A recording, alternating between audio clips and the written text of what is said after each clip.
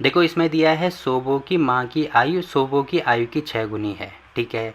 5 वर्ष बाद सोबो की आयु उसकी माँ की वर्तमान आयु की 1/3 हो जाएगी, तो उनकी आयु ज्ञात कीजिए। अब देखो उनकी आयु हमें नहीं पता है, ठीक है, तो जो चीज़ हमें नहीं पता है उसको हम अपनी तरफ से मानेंगे। तो यहाँ पे हम सबसे पहले मानेंगे माना, तो यहाँ पे हम मानेंगे, देखो हमने क्या माना है, माना सोबो की वर्तमान आयु, देखो वर्तमान आयु ये होगी, वर्तमान आयु बराबर x वर्ष और सोबो की माँ की वर्तमान आयु बराबर y वर्ष हमने माना है, ठीक है। अब देखो प्रश्न में हमें क्या दिया है कि सोबो की माँ की आयु, देखो सोबो की माँ की आयु हमने क्या मानी है, y मानी है, तो यहाँ पे हो जाएगा y। सोबो की माँ की आयु, सोबो की आयु की, देखो सोबो की आयु कितनी है, x है, इसकी 6 गुनी है, तो इसका 6 गुना कर देंगे तो गुणा हो जाएगा 6, मतलब y की वैल्यू 6x के बराबर होगी। तो जहाँ पे y है ना, तो उसके बदले में यहाँ पे 6x लिख सकता हूँ, ठीक है। तो y लिखो या 6x लिखो, एक ही बात है। ये हमने कहाँ से निकाला है, ये यहाँ से निकाला है, तो ये चीज़ आपको समझ में आ गई होगी, क्योंकि 1 4 इसमें निकालना है, तो ये भी x हो गया, ये भी अब x हो गया, ठीक है।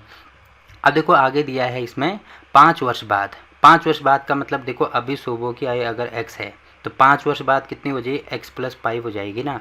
क्यों होगी, क्योंकि जैसे एग्जांपल के लिए मान लीजिए सोबो की आयु अभी 10 साल है, तो 5 साल बाद कितनी होगी, 15 हो जाएगी। कैसे पता लगा, ये जो 10 है वर्तमान आयु है, इसमें हमने 5 ऐड किया, तो देखो वर्तमान आयु अभी उसकी x है, तो 5 साल बाद x + 5 कर देंगे, तो यहाँ पे आपको दिख रहा होगा 5 वर्ष बाद सोबो की आयु मतलब ये हो जाएगी, ठीक है। सोबो की आयु उसकी माँ की वर्तमान आयु, देखो उसकी माँ की वर्तमान आयु अभी कितनी है, y लिखो या 6x लिखो, एक ही बात है। तो देखो अभी यहाँ पे हम, क्योंकि ये x है तो ये भी 6x लिखेंगे यहाँ पे, तो अभी वर्तमान में उसकी माँ की आयु है 6x, ठीक है। उसकी माँ की वर्तमान आयु मतलब 6x की 1/3 है, इसका जो वर्तमान आयु है इसका 1/3 का मतलब होता है 1/3, 1/3 मतलब 1/3, ये आपको पता होना चाहिए, ठीक है। मतलब इसकी वैल्यू इसके बराबर है, तो हमें उनकी आयु निकालनी है। तो देखो ये हमने समीकरण बनाई थी, तो यहाँ पे लिखेंगे हम, ये प्रश्न के अनुसार लिखा है, तो यहाँ पे लिखेंगे प्रश्नानुसार, ठीक है। ये चीज़ हो रही है। अब देखो इसको बड़ी आसानी से सॉल्व हम कर सकते हैं,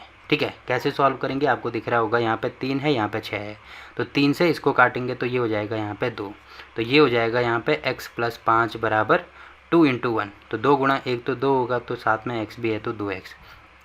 अब ये जो x है इसको अगर मैं इधर लेके आता हूँ तो यहाँ पे बचेगा 5, यहाँ पे बचेगा 2x, पहले ऐसा था, ये x इधर आएगा तो प्लस का माइनस हो जाएगा, तो यहाँ पे हो जाएगा 5।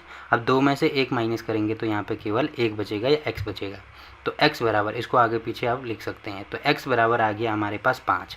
अब देखो x बराबर हमारे पास 5 आ गया, तो देखो सोबो की वर्तमान आयु हमने क्या मानी है, x मानी है, तो इसका मतलब x की वैल्यू 5, तो अतः सोबो की वर्तमान आयु हो जाएगी 5 वर्ष और उसकी माँ की वर्तमान आयु कितनी हो जाएगी, 6x है, तो 6 गुणा x की वैल्यू 5 आई, तो 6 पंजे कितना हो जाएगा 30, तो 6 पंजे 30 वर्ष ही हो जाएगी।